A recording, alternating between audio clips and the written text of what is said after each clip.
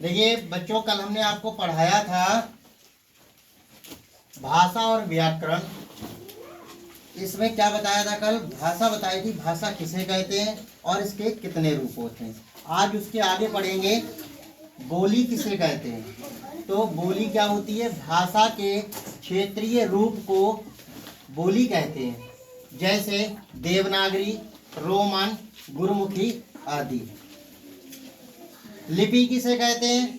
किसी भाषा के लिखने की विधि को हम लिपि कहते हैं। भाषा को लिखने का जो तरीका होता है उसे हम क्या कहते हैं? लिपि कहते हैं। व्याकरण किसे कहते हैं? व्याकरण के द्वारा हम भाषा के शुद्ध रूप का ज्ञान कर सकते हैं, या ज्ञान हमें होता है। भाषा के शुद्ध रूप का ज्ञान हम किसके द्वारा कर सकते हैं? व्याकरण के द्वारा। ठीक है। व्याकरण के कितने भाग होते हैं? व्याकरण के 3 भाग होते हैं। कौन कौन से? वर्ण विचार, शब्द विचार, वाक्य विचार। ये 3 क्या होते हैं? हमारे भाग होते हैं। अब देखिए इसके आगे जो प्रश्न लिखे हैं इनके आपको उत्तर लिख के लाने हैं भी। 7वां प्रश्न है, मौखिक भाषा किसे कहते हैं? कल मैंने बताया था मौखिक भाषा किसे कहते हैं? अपने भावों को बोलकर बताना। ये क्या होता है? मौखिक भाषा होती है भाई। अपने भावों को, अपने विचारों को बोलकर व्यक्त करना, वो क्या होता है? मौखिक भाषा। लिखित भाषा क्या होती है?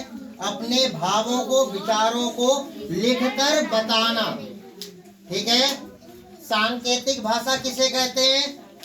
संकेतों के माध्यम से अपनी बात को किसी अन्य को समझाना। क्या कहलाती है? हमारी सांकेतिक भाषा। निम्नलिखित भाषा की लिपि लिखो।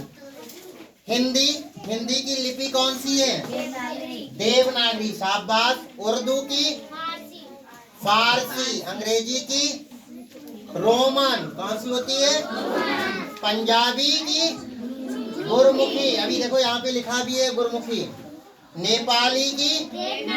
देवनागरी। नेपाली नहीं होती है भी, देवनागरी। तो ये क्या है? हमारे प्रश्न है जो आपको घर से करके लाने हैं। कर लेंगे? सभी को समझ में आ गया जो पढ़ाया हमने? ठीक है। कल हम आपसे सुनेंगे। ये आपका पार्ट 1 कंप्लीट हो गया, भाषा और व्याकरण। कल जितने भी मैंने ये आपको प्रश्न लिखवाए हैं, ठीक है ना, ये सारे प्रश्न कल सुने जाएंगे। आप सभी याद करके आएंगे। यदि किसी को कोई बात समझ में ना आई हो तो अभी पूछ सकते हैं और मैं आपको समझाऊंगा। सभी को समझ में आया? Yes sir. भाई आवाज नहीं आ रही है, इसका मतलब समझ में नहीं आया। ठीक है, समझ में आ गया है तो ठीक है। आप क्या करेंगे? कल याद करके आएंगे। ठीक।